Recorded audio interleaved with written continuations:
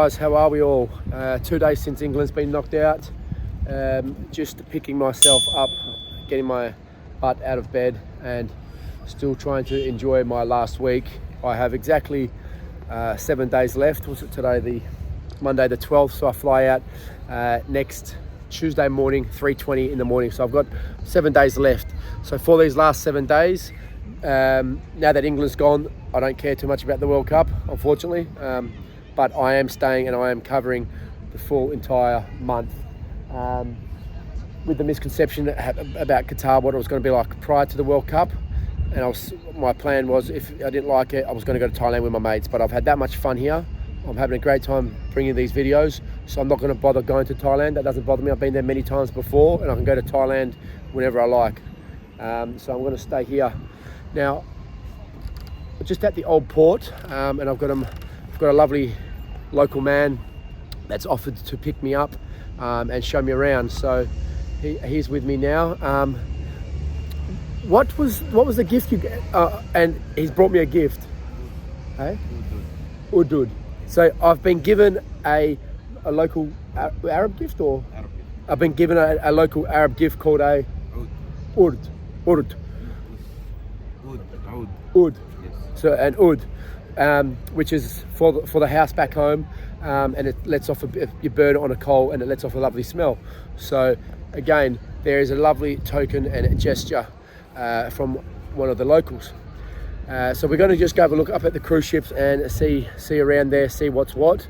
Also, I am learning some information regarding, obviously I'm in construction in Australia. I'm a builder, not a YouTuber, and I want to get my head around the building and the construction and apparently these alleged migrant workers' death numbers. I'm not saying it didn't happen, not saying there wasn't deaths, but I want to get my head around the numbers and the facts and find out where the responsibility lies. Does it lie with the Qataris, or does it lie with the contracting companies that are employed by the Qataris? So the more information I find, the more information I'll bring you.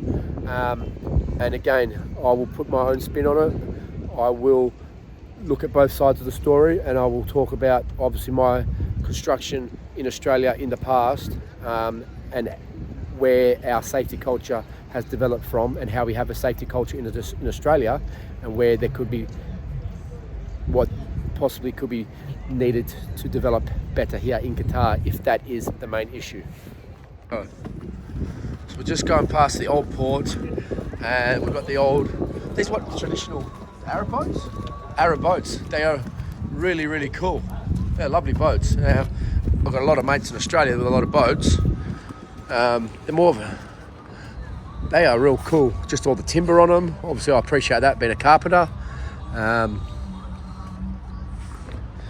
Yeah, the boats are lovely.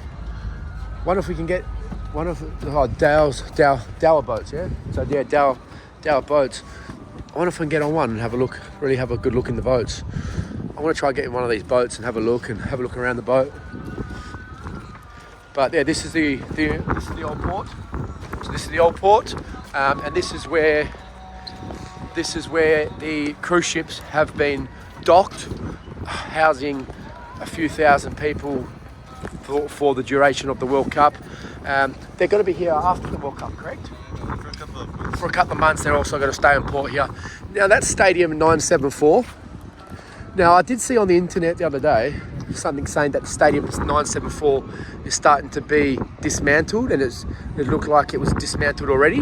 Now you can see it in the background here. Okay, so that's it there. Again, does it look dismantled yet?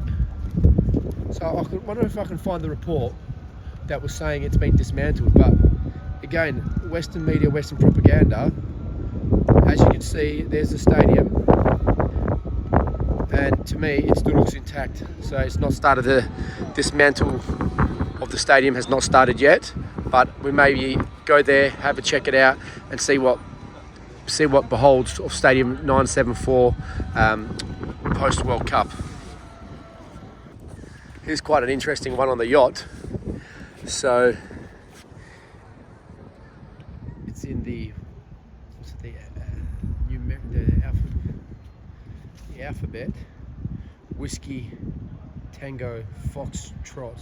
So to me that stands for WTF, Whiskey Tango Foxtrot. Whiskey Tango Foxtrot. So again, some more cool boats. Sunset going over Doha. And coming up to the MSC Opera cruise ships. What were these a night to stay on? The cruise ships, how much a night? No, just entrance is 180, but I don't know the cost of sleeping. So just entry alone, it was 180, which I might have a look at. But I've just found something really brilliant that I love doing. Doha divers. So a day in between football, I love my scuba diving. I might do a bit of diving in Doha. So there we go. We can go. They've got good reef here. We can go spearfishing. Oh my God. So I'm booking diving in on Friday morning. I'm going to go for a Doha dive. And now I'm in a spearfishing shop, which I love spearfishing. Look at all these guns. Professional guns. Big flippers. When I'm back in Australia, I do spearfishing. I'm going up to Exmouth in the summertime to do some diving and some fishing. So if you're enjoying the channel and you don't want it just to be about football, I could possibly add my underwater adventures in when I go up to Exmouth and Coral Bay and show you the Ningaloo Reef. If you're happy, if people like that sort of stuff, and if you're following and you want to see what my country's about, what Australia's about, and show the West Coast and the Ningaloo Reef, I'm more than happy to do that. And yeah, Lauren and I, we go up every year. We've been up the last 2 years to Coral Bay and Exmouth at Christmas. Yeah, go spearfishing. So if you're liking it and want to see what it's like back in Australia, sure thing, I'll continue this channel.